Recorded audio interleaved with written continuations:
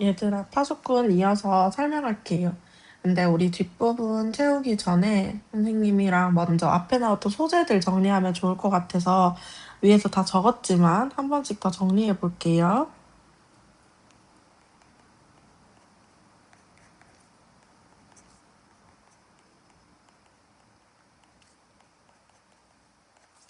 일단 맨 처음으로 이리때. 이리때는 실제로 없는 것이나 있는 것처럼 해서 사람들을 겁먹게 만들고 그것을 통해서 통치하는 수단이었죠. 선생님이 앞에 적어준 건 거짓 혹은 지배 이념 그리고 공포 정치의 수단이었다. 그 다음에는 흰 구름 생각해 볼까요? 이리 때는 없고 흰 구름뿐. 근데 그 구름이 너무 평화로웠지. 그래서 이게 진짜 진실이면서 평화를 의미했다.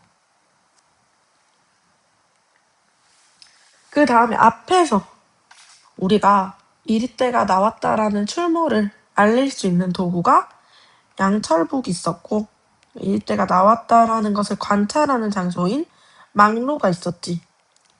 이것은 우리가 거짓 체제나 혹은 거짓 선전의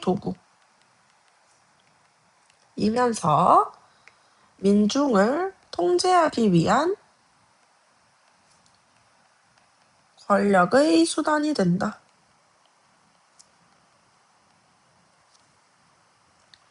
그 다음에 마지막으로는 딸기 정리해봅시다.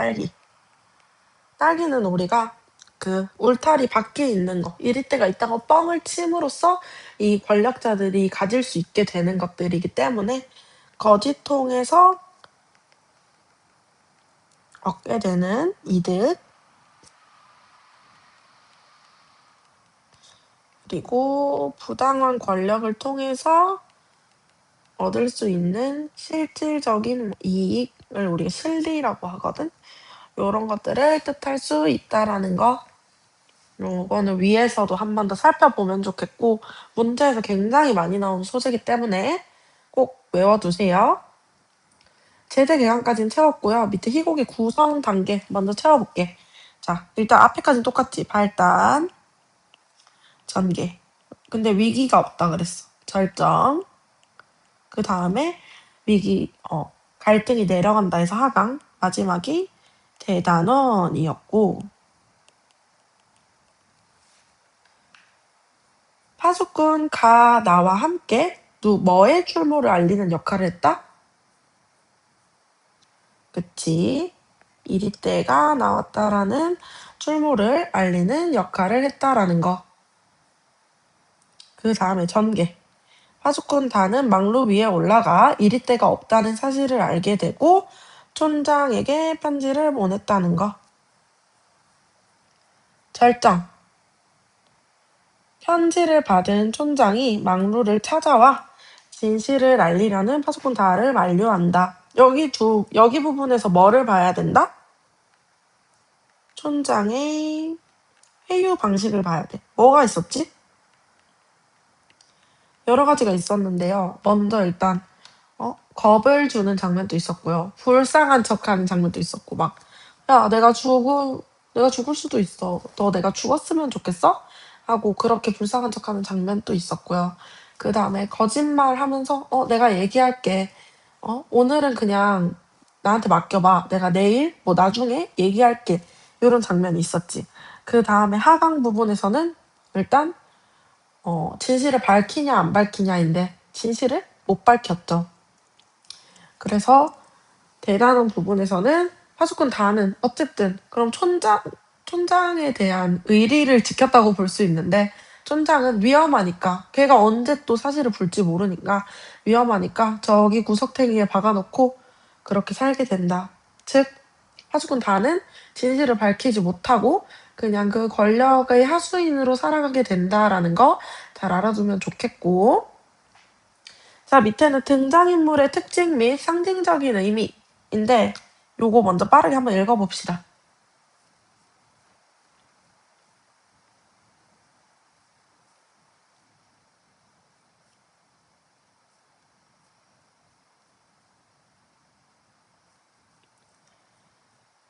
자, 일단은 아까 하은이가 잠시 언급하긴 했는데 요게 1970년대를 배경으로 하는 작품이거든요. 그거와 관련해서 좀 간단하게 써볼게. 요게 1974년에 발표됐거든요. 근데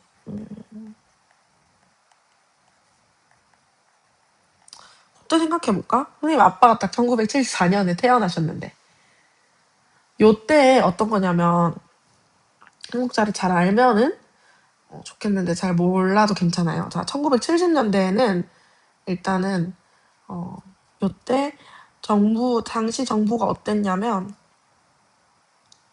그때 남북한 분단 때문에 막 사람들이 흔히 말하는 그냥 빨갱이라는 단어로 표현할게요.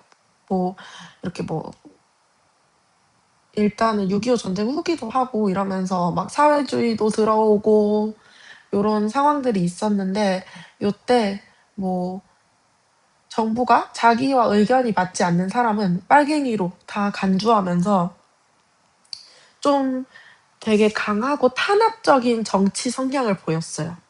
그래서 어떻게 적으면 좋을까? 국민을 좀 통제하고요. 독재 정권을 유지하려고 했었어요.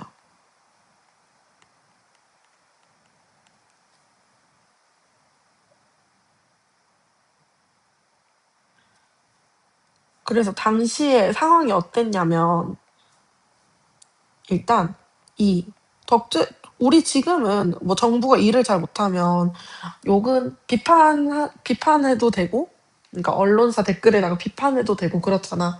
근데 이때 당시에는 독재 정권에 대한 비판을 금지했고요.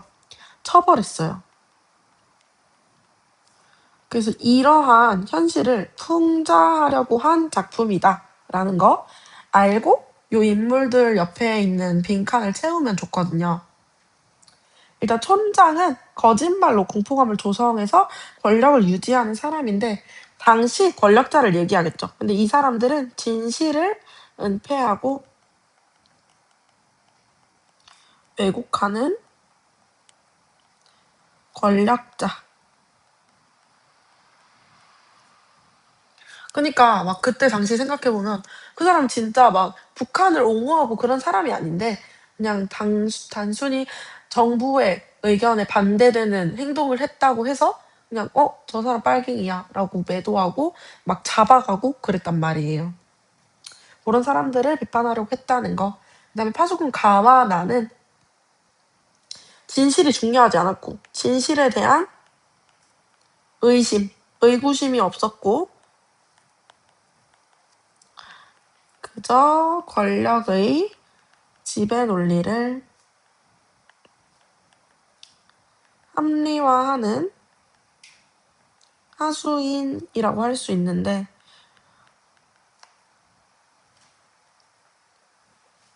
얘네 둘 다 그냥 자기 일을 하는 거야. 이게 왜 하는 건지 그거에 대해서 궁금해하지 않고 그런 특징이 있는데 파수꾼 다는 어때요? 얘는 일단 처음에는 권력에 저항해서 진실 밝히려고 하죠.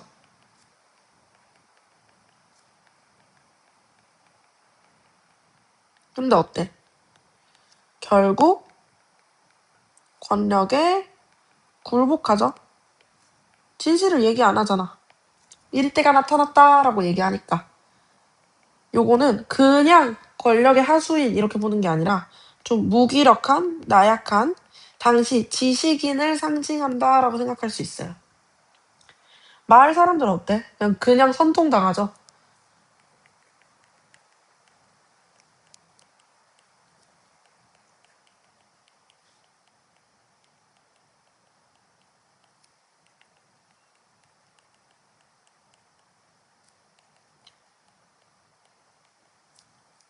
얘들아 막 너네 역사 이런 게 중요한 게 요런 것 때문이야. 막 우리의 역사를 보면은 막 나중에 미래를 알 수 있다고 하잖아.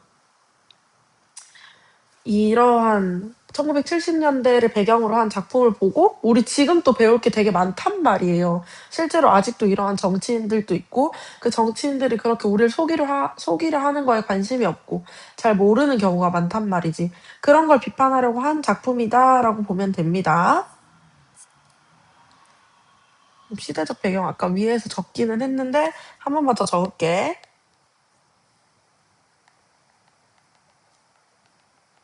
질서 유지를 명목으로 시민들을 통제하던 1970년대의 정치 상황이다. 그다음에 선생님 아까 관객이 즉 마을 사람들 우리를 보고 마을 사람들이 몰려온다라고 했다는 부분이 중요하다고 얘기했는데 이렇게 하면 효과가 뭐가 있었지?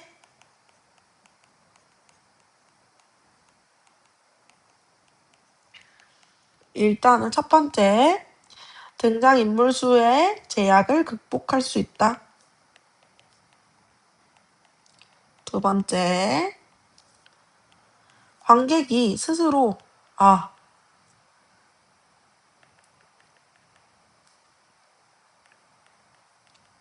잠시만